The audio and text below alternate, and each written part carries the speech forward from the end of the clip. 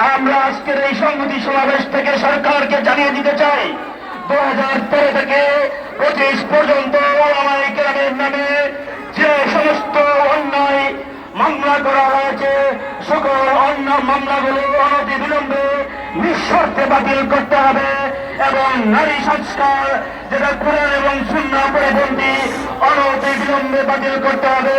সর্বশেষ আগামীকালের হেফাজতের সম্মেলনকে সকল সার্থক করে তোলার জন্য বিনীত অনুরোধ জানিয়ে আজকের বক্তব্য এখানে শেষ করছে। নাসরুম মিনাল্লাহি ফাতহুন করিম। সংগ্রামী উপস্থিতি, এই পর্যায়ে সংক্ষিপ্ত বক্তব্য নিয়ে আসছেন হেফাজতুল ইসলাম বাংলাদেশ শাহবাগ থানার অন্যতম নেতা মাওলানা মুফতি ইত্তেফাক হোসেন।